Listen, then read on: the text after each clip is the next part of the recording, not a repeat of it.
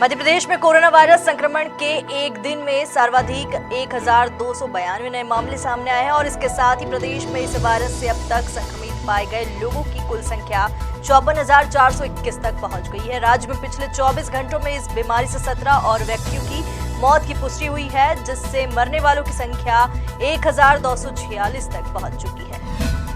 इंदौर शहर में एक बार फिर कोरोना वायरस संक्रमण भयावह रूप लेता जा रहा है। पिछले 24 घंटों में अब तक के सर्वाधिक 265 पॉजिटिव मरीज मिले हैं। इस महामारी से 4 और लोगों की जान चली गई है। इसे मिलाकर अब तक के 368 लोगों की मौत हो चुकी है। जारी रिपोर्ट के अनुसार 3088 सैंपल नेगेटिव आए हैं, जबकि 3354 सैंपल की जांच की गई है। आज स्वस्थ होने पर 214 मरीजों को डिस्चार्ज किया गया है। अब शहर में कोरोना वायरस संक्रमण के एक्टिव मरीजों की संख्या 3217 हो गई है। कन्नौज तहसील के ग्राम सुंदरेल स्थित प्रसिद्ध खेड़ापति सरकार मंदिर की आस्था का केंद्र बना हुआ है। इस भव्य मंदिर में पिछले 4 साल से ग्रामीणों को सहयोग से अखंड रामायण का पाठ सिलसिला निरंतर जारी है। मंदिर के पास ही एक तालाब स्थित है, जो इस समय बारिश में लबालब होने के बाद अनूठी प्रकृति बारिश की सुंदरता छाई हुई है। प्रतिदिन बड़ी संख्या में बाबा के दर्शन करने पहुंच रहे श्रद्धालु संकट हरण से कोरोना का संकट दूर करने की प्रार्थना कर रहे हैं। केंद्रीय मंत्री नितिन गडकरी द्वारा वर्चुअल कार्यक्रम के तहत नेशनल हाईवे का भूमि पूजन और लोकार्पण का कार्यक्रम आयोजित किया गया। रेसिडेंसी पर आयोजित कार्यक्रम में मुख्यमंत्री शिवराज सिंह, सांसद शंकर लालवानी और मंत्री तुलसी सिलावट वीडियो कॉन्फ्रेंसिंग के जरिए शामिल हुए। वर्चुअल कार्यक्रम में मध्य प्रदेश से जुड़ी 11,500 करोड़ की सड़क परियोजना का भूमि पूजन और लोकार्पण किया गया। मध्य प्रदेश के ग्वालियर में कांग्रेस द्वारा कलेक्टर और एसपी के खिलाफ वहां के अलग अलग 4 पुलिस थानों में एफआईआर दर्ज कराने के लिए शिकायत की गई है। आरोपी की कोरोना संक्रमण को लेकर तमाम गाइडलाइन के बावजूद भी ग्वालियर में सदस्यता अभियान को लेकर बीजेपी ने कार्यक्रम किया और इस कार्यक्रम को पुलिस और प्रशासन की सहायता मिली। बीजेपी ने पलटवार करते हुए कहा कि कांग्रेस को पहले अपना घर देखना चाहिए।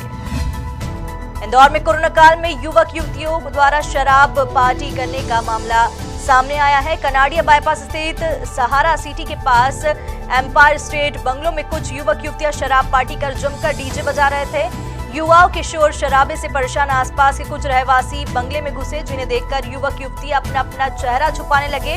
वहीं घटना की जानकारी लगते ही मौके पर कनाडिया पुलिस भी पहुंच गई।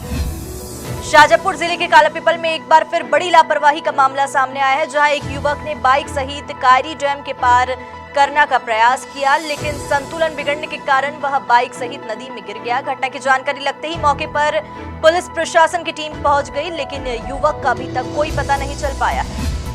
ग्वालियर शहर में मंगलवार सुबह एक शिक्षक के घर पर लोकायुक्त ने छापामार कार्रवाई की है। आय से अधिक संपत्ति की शिकायत पर लोकायुक्त ने एक्शन लिया है। शिक्षक के घर से शहर में 3 मकान, 2 जमीन के दस्तावेज के अलावा जेवरात व 4 पहिया वाहन भी मिले हैं। थाटीपुर कुम्हारपुर स्थित शिवनगर निवासी शिक्षक चंद्र प्रकाश पाठक मूलतः उटीला गांव के रहने वाला है। शिक्षक के खिलाफ आय से अधिक संपत्ति की शिकायत लगातार लोकायुक्त विभाग के पास पहुंच रही है। केंद्र सरकार अगले महीने से अनलॉक 4 लागू करने जा रही है। इसके लिए विस्तृत गाइडलाइन जल्द आ सकती है। सूत्रों की माने तो सरकार 1 सितंबर से कई गतिविधियों पर से प्रतिबंध उठाने का ऐलान कर सकती है। हालांकि किस राज्य और केंद्र शासित प्रदेश में अनलॉक 4 के कितने प्रावधान लागू होंगे, उन राज्यों और केंद्र शासित प्रदेशों की ताजा हालत पर निर्भर रहेगा। केंद्र सरकार को अब तक local train, metro train services, single theatre, cinema hall, auditorium, assembly hall समेत ऐसे ही कुछ अन्य जगहों को खोलने पर अलग अलग तरह की राय दी गई है। इन सुझावों के आधार पर केंद्र सरकार अनलॉक 4 के तहत सितंबर के पहले हफ्ते से लोकल ट्रेनों और मेट्रो ट्रेन सर्विस खोलने पर विचार कर रही है। भारत के किसी बड़े सैन्य ठिकाने पर आतंकी हमले की साजिश का पर्दाफाश हुआ है। आतंकी संगठन जैश ए मोहम्मद ने साल 2016 में पाठनकोट एयरबेस पर हमला करने वाले आतंकियों के साथ ट्रेनिंग करने वाले आतंकी शकील अहमद को भारत भेजा है। खुफिया रिपोर्ट के मुताबिक जैश का आतंकी शकील उन 3 पाकिस्तानियों में शामिल है जिन्होंने भारत में प्रवेश कर लिया है। खुफिया अलर्ट के बाद तमाम बड़े सैन्य ठिकानों और सुरक्षा बलों को अपने अहम ठिकानों की चौकसी बढ़ाने को कहा गया है।